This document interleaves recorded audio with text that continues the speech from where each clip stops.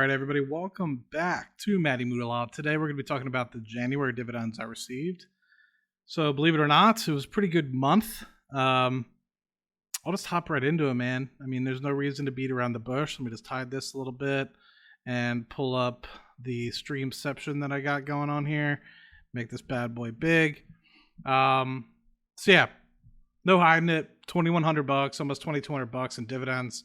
That if you include some options and YouTube income, which is pretty small, you'll see kind of there, close to $2,600. So you can't complain. I think where a lot of people might be curious, though, before we get into the actual individual positions themselves, is Matt, you're probably investing in these, whole 100% portfolio into the Jeppies, the Devos of the world, and I'm just going to go back and say no. My largest holding is actually the SPY. Yes, I do have some holdings in Devo, Jeppy, don't get me wrong there. But I do have some substantial positions in Amazon, Google, some non-dividend pairs, Baba, Palantir, Rocket Lab, that are on the order of hundreds of thousands of dollars. So I kind of came into this new philosophy, over the past 2 years, that once the dividends really started to kick up, which you'll kind of see towards the end of the video, I was like, you know what? Portfolio is getting large enough that if I really needed to move it over for dividend focus, I could. And so for me, it was more about getting myself kind of like an exit velocity to really make a difference, right? $2.5 million compared to where I'm at today isn't too much of a difference. So I just kept going, kept stacking paper, I could do that. But at the end of the day, it's like, I need to be aiming for something that's actually going to be something that's going to actually change my life, right? Something that's actually going to be able to make a lifestyle change difference comparatively to where I'm at now. So, I mean, the thought process is could I retire today? Of course. If I put all this money into Jeppies and Devos of the world and included my 401k, cash that out, my pensions and all those sorts of things, easily, could move to do some geo arbitrage, move to a cheaper place to live.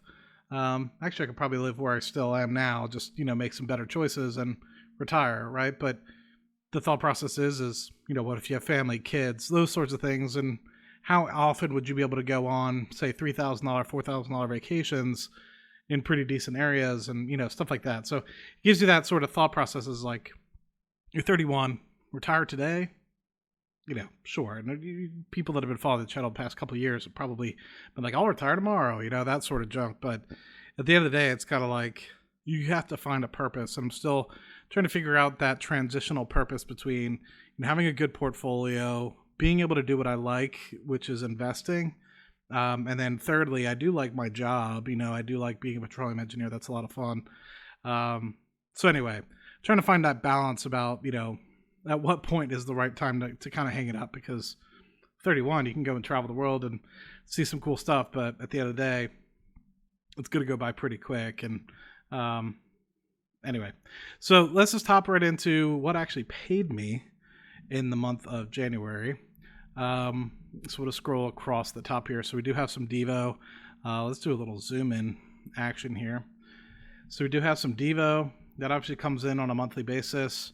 It's about $150, $155 every single month. Of course, it changes depending on what kind of covered call income comes in. You have the Jeppy payment, came in $430 this month. That's pretty hefty payment there. So that shows up monthly. I'll have to double check if the estimate here is right for Jeppy, or if I have to do some adjusting there in the spreadsheet. Oh, realty income, $118, which this should be jumping up a couple percent, because I think they just announced a 2.5% dividend raise. So expect this in the $120, $122 dollar range next time around. $241 for Pepsi, that should be jumping to $267 with the recent dividend raise that they just did there. So that'd be pretty cool. So went from just under $1,000 to now kind of tracking like a $1,200 or so dollar run rate. This December payment is wrong here, I know for a fact. So let me get rid of that. So close to $1,100 for that one for the year. So that'll be interesting. Shell, not this month. That'll be next. So we should be getting that in March timeframe. Spies. This one's pretty cool. $581 payment from Spy. pretty impressive. $2,000 run rate. Hoping to get this closer to like a $2,000 a quarter. So, in the medium term. So about 4x the current position. Maybe 3.5x if you take into consideration some dividend payouts. But that's pretty cool because that buys you like a share and a half of SPY every quarter. And SPY's not cheap. So it's pretty fun to get this $2,000 run rate. And like I said, I kind of want to get this to like $8,000 to $10,000 a year in run rate. It's going to take some capital, but we'll get there. And it's been a really good position so far. It's where I've consolidated a lot of some of my other auxiliary positions. I don't know if I said this, but the portfolio now yields about 3.1%, 3.2%. That's not including 401k and pension and stuff like that. It's just like the capital I have control over, right? So this is like the individual investment part of the portfolio, 3.1, 3.2%. So that'll probably go down with time. In fact, I think year over year, I think I'm going to go from like $24,000 or $25,000 last year, probably to like $20,000 or $21,000 this year. That's actually pretty good in my opinion, because I have been focusing on those non-dividend paying sort of positions, and I've been selling out of some of those dividend positions and maybe moving them more to SPY, which is more of a balance between growth and dividends. But I expect this to kind of grow in the future. Then you have Stag. $80 payment, should be looking at like $81 for the forward 12 months. Can't be upset with that. You have XYLG. I think I sold out a part of the position, which is why you see it go from $1.50 to 86. And I forget what I put it into. It might have been SPY. But I just, not a bad position to have. I like XYLG. It's, 4.5% yield as opposed to the 8-9% yield you get from the XYLDs of the world, and you get a little bit more upside opportunity. But my thought process is still, SPY is king when it comes to long-term portfolio growth here for me. A little bit of JEPI in the Roth. Like my individual brokerage account position, this is the Roth IRA position. Just like my individual brokerage account position, I have to check the run rate on this because it looks like it's down comparatively to the last few payments. So maybe I'm undershooting there. So could end up being $21,000, $22,000 when it's all said and done. WP Carry did pay me as well, $109. Not sure why the future forecasted payments aren't showing up there, but I'll have to give that a fix in the background. WP Carry is cool. It's got some international exposure. It's a triple net lease company as well. Some old positions in here that I no longer have, which is why there's zeros.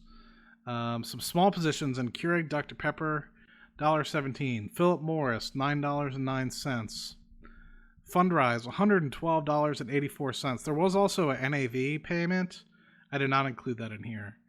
Strictly dividends, but they did pay out an NAV payment, which was reinvested as well. It's like on the order of $100 or so as well. Cardone Capital, Equity Fund 5, $59, and I actually just got a payment today for $62.50. So this is now up to a 5% annual run rate. So I'll have to adjust this kind of going forward. So kind of cool because I've been investing in that since 2019, and I made a couple $100, if not a couple $1,000 at this point from that. And I'm sure I get some money from my savings now that interest rates are back up above 3% in the personal savings accounts, but not enough to really move the dial, right? It's not going to get me from $2,100 in dividend payments to $2,400 or something of the like. I don't have much savings in there. I will soon, though. I do get paid a bonus here pretty quickly in the month of March, so it might sit there. But I might also be buying a house associated with that, another beach house or any other rental property that I might see fit, or a personal residence. I'd rather buy a beach house and rent that out because the Airbnb thing's going pretty well for me. But hey, it all depends on what shows up, right? If the right opportunity shows up, like this previous beach house that I bought, might make sense. If not, then I'll hold off. I'll just keep the money in the personal savings for that. Oh, before I hop off of this, let's go to the monthly dividend analysis. So we are in 2023. Yeah, year over year we went down 20%. So we made 2.7K last year. And and we're down 20%. And I expect to be down probably about, for the year, we're supposed to be down about 15%. So currently we're on track about 21,000. This will probably go up to 21, 22,000 with dividend reinvestments throughout the year, as well as just continued investments in general. We might end up back at 24. I don't really know. But you think about it, you have 10 grand for half the year reinvested. It's going to be, another 300, 600 bucks in that range of dividend income coming from that. And then I know there's some estimates that weren't fully showing in through with a forecaster. So I had to go back and fix that, plus JEPI being down like I kind of noted. But I'm curious what positions I had last year that are not there. So I had Devo, I had JEPI, Altria Group was one, Pepsi, Realty Income, so those are still the same. I had RYLD for a small payment. SPY is up substantially year over year. Stag is still the same. I had more XYLD. I had a large position in XYLG. That was a big capital payout in the month of January. Some Philip Morris, some WP Carey, some small Philip Morris, Fundrise again, pretty good payment. Cardone Equity Fund 5 has now gone from $50 a month to $62.50, so that's pretty cool to be able to see that grow. So that's part of the reason why it's down. Maybe that big XYLG payment, which was a capital payment that we didn't see this year.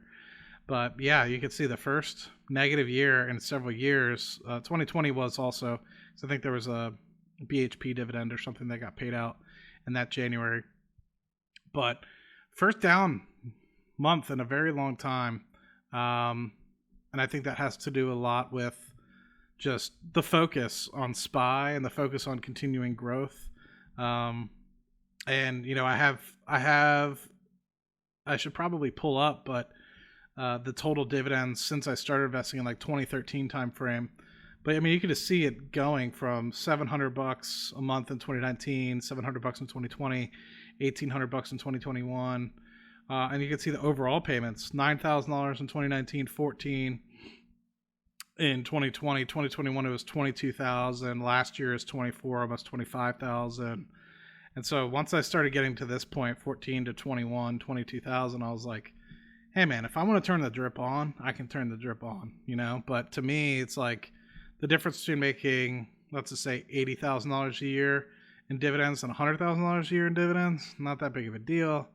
If I wanted to focus, I could get to 60 or so thousand in like today. If I really wanted to up the dividend income coming from the portfolio.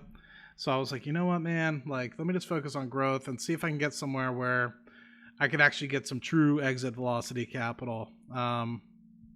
This is how my mind works. In worst case scenario, I go back to the Darth dividend of things, and I'm just all dividends all the time, no matter what, even if they're crappy companies, right, Darth?